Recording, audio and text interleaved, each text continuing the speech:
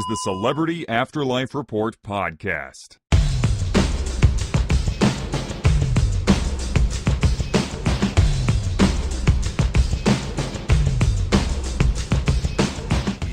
Yep, I'm back once again for another episode of the Celebrity Afterlife Report, the only show on the internet that gives you the up-to-the-minute gossip about all your favorite deceased celebs.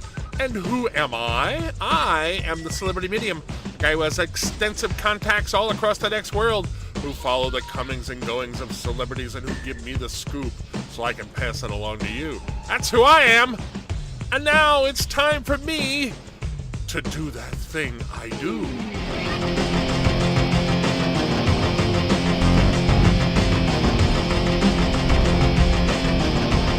During his time on the earthly plane, President Ronald Reagan's nickname among his longtime friends was Dutch.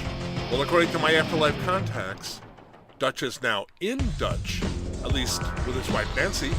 Last week I reported that Mr. Reagan hadn't made contact with the missus since she arrived in the next world. He has reportedly been in hiding in Marilyn Monroe's apartment, avoiding Nancy. Until now, that has only been rumor, but the cat is now out of the bag. Paparazzi have been staking out Monroe's apartment building, hoping for a chance to catch a photo of Monroe, Reagan, or preferably the two together. As of this past Friday, their quest was futile, with neither of the two showing their face in public. Now, I told you some time back that Princess Diana has switched teams, so to speak, and has become a celebrity stalker for hire. She has actually even given me a scoop or two in the past. On Saturday, Diana decided to double down on her effort to get evidence of Reagan's affair. She stood behind the apartment building for hours, she tells me, until eventually Reagan, disguised in a cap and sunglasses, emerged from the service entrance. She says she recognized him immediately despite his disguise and called to him. Reagan, apparently not having gotten the memo that Diana's not working for the tabloid press, stopped reflexively at the sound of her voice. The photographer with her took quick action and managed to get a few shots of Reagan as he ran away from the princess when he realized she had a pen and reporter's pad in her hand. It was to no avail, however, as running just made him look guiltier in the picture that ran on page 1 of one of the Afterlife's major tabloids on Monday. The headline read, "Morning in the Next World," a play on Reagan's Morning in America TV ad from his election campaign back in the 80s. To be fair, there's still no solid proof that Reagan and Monroe are having an affair, but the circumstantial evidence seems, pretty conclusive. Public opinion polls are running better than 80% in favor of his apparently jilted wife. So, seems pretty obvious Ronnie is going to have to do some major PR work to maintain his public image.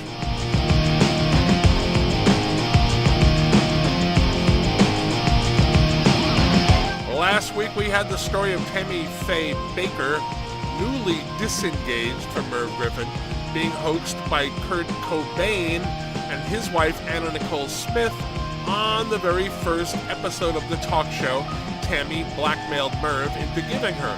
Now, Kurt and Anna Nicole have been doing a bizarre parody of the typical televangelist show on late-night cable TV for months now, much to the delight of some and the puzzled consternation of others.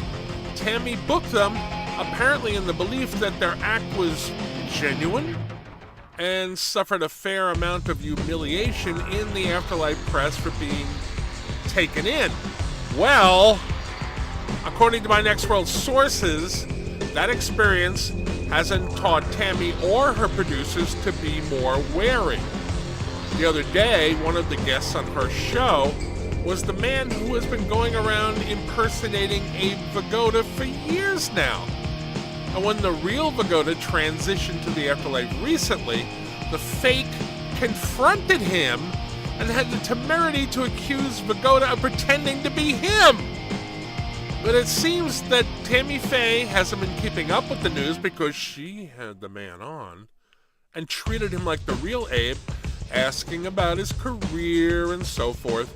The man apparently never broke character during the entire show, even when an audience member who thought he was the real one asked him how he felt about discovering he had an imposter pretending to be him. I know, it gets a little complicated. The Vigoda said that it was very frustrating to find out that someone had been impersonating him all this time. Weird. Only after the show aired and the real Abe Vigoda was interviewed by the press about the incident did Tammy and company realize their screw-up. I think heads are going to roll over this one.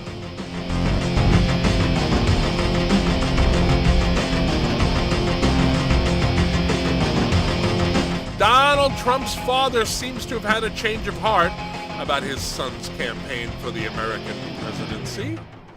Some months ago, Fred Trump said publicly that he thought his son's quest for the White House was a publicity stunt designed to promote the Donald's personal brand. Just the other day, however, the elder Trump told the reporter that he liked the way Donald has been conducting himself of late.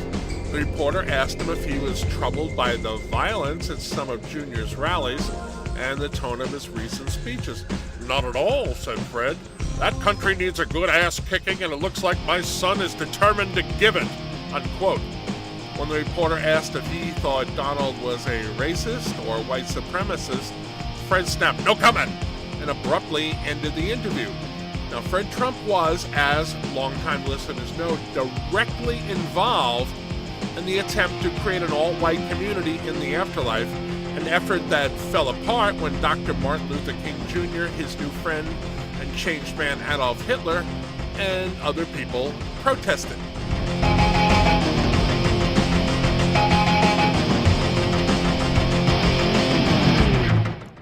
Sixth man to walk on the moon, Jim Mitchell, is apparently not going to be an ice skating star after all. Mitchell, hired by Vince McMahon Sr. to appear in NASA on Ice, has been having trouble learning to skate in the spacesuit costume the show calls for. The first problem was the outfit's visor, which made it difficult for him to see where he was going. Since then, I'm informed, he kept stumbling because of the moon boots with skate blades on the bottom he was forced to wear. A few weeks ago, Mitchell and the costume lady had a loud argument, and reports said that he was very difficult to work with since then. Now comes word that, as we predicted, Mitchell has walked off the show just a week or so before the first public performance was scheduled. I'm told that his abrupt exit has thrown the show into chaos, forcing the producers to scramble to find someone to take his place. As of this writing, no replacement has been announced.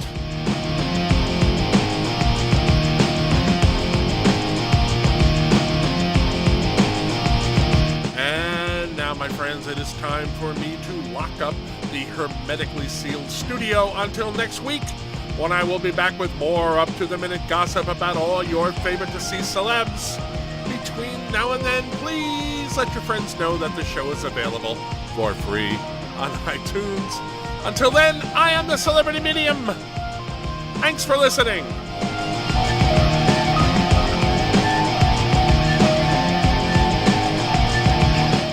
You've been listening to the Celebrity Afterlife Report podcast. To ask a question about your favorite deceased celebrity, call 818-3-MY-DREAM. 818-3-MY-DREAM. 818-369-3732.